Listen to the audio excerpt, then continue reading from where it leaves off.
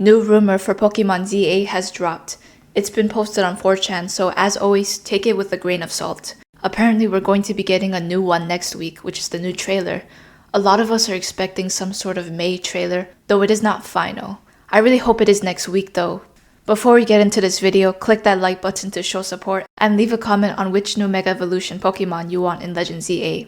But let's go back to the game, which is supposed to come out late 2025, and even if they didn't specify the months, we could assume that it's going to be somewhere between September and October. Some say November and December, but that would be a little too late, and Pokemon would have said the end of the year if it really was to be at December. I really don't think it's going to be December. We already know that Legend ZA is going to be on the Switch too as well, and people would be willing to do pre-orders before September or October. And we haven't got a new full trailer yet since Pokemon Day. It only makes sense to announce the release date now because we're so close to the Switch 2 release in June. So it's better for them to announce it now so that we get an idea of when we could pre-order these Pokemon ZA games. This picture that they had a screenshot of is from the previous trailer. Wish they had us something new in order to get us more excited though, because we haven't had any box art, any release date, or even any new Pokemon for the region, as well as new Mega Evolutions, which were so hyped to this day. I could also definitely see a new professor being shown in the trailer, because we haven't got to see it in any of the teasers for the previous months, whether it be the Nintendo Directs. And it's funny that this rumor also said that there could be the Gen 1 starters with the Sycamore scene. You know, the trainers do look similar to Sycamore and the trainer's mom, so it'll be funny to see Sycamore actually returning to this game. And yeah, also Zygarde, we haven't really seen anything about Zygarde either. All we saw was the orb and the dog, but not the actual 50% form, which is the signature look. There were concept images of actual realistic ways the Mega Evolutions could look like. It was made by CardnIH, so credits to you. We got our trainer sneaking up on this Pokemon, and I could definitely see it working like that. Just the way the aura is. It's just pretty huge though, like in Legends Arceus. There's also an eyeball icon at the top where we could see that the Pokemon is looking at us. And also the map actually, we could see there's a map as well where we could fly to in the corner.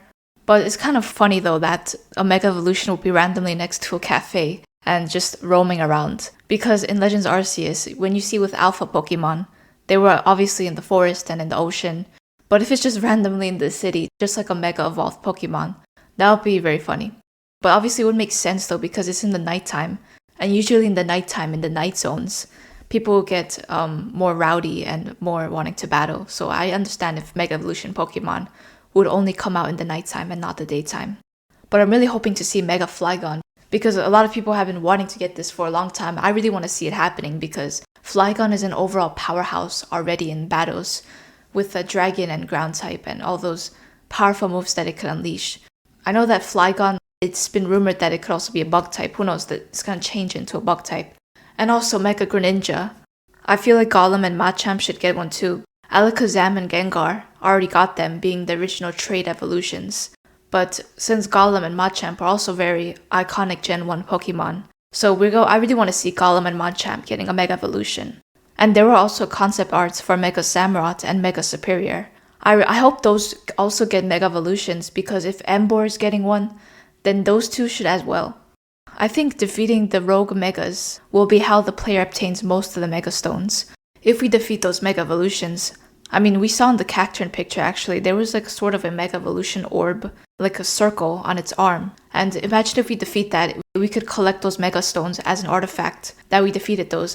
So it's more of like a reward, because we can't just get Mega Stones out of the sky. Like, we have to work for them and we have to defeat these Mega Evolution Pokemons.